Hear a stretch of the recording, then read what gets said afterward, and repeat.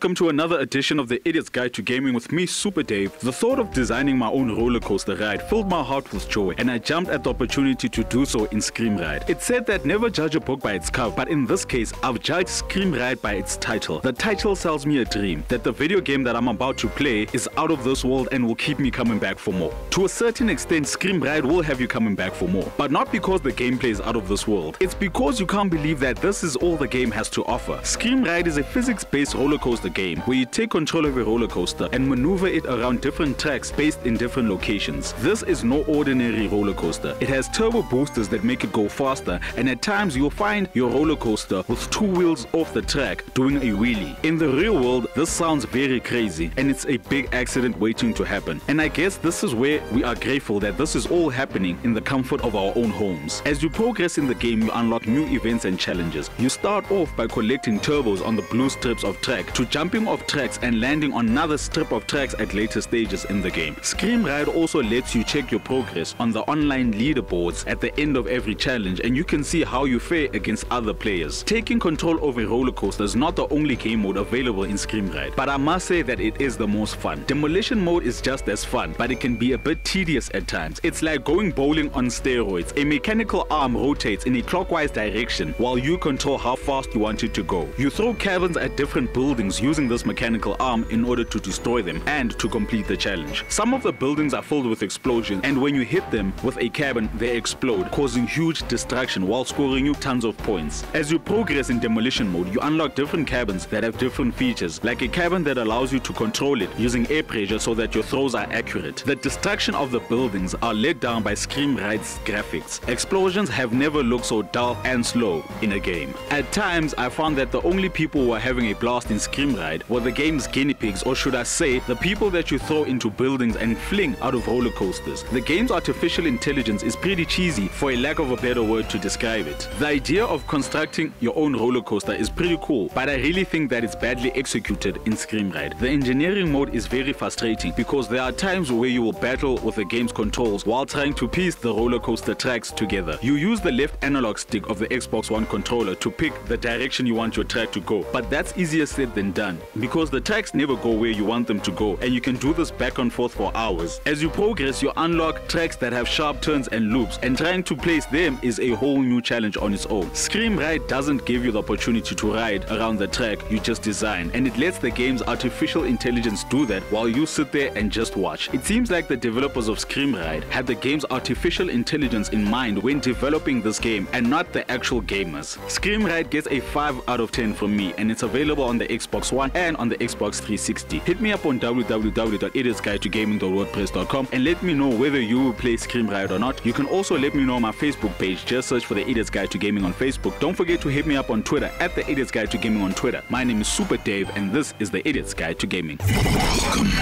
to this week's edition of the Idiot's Guide to Gaming.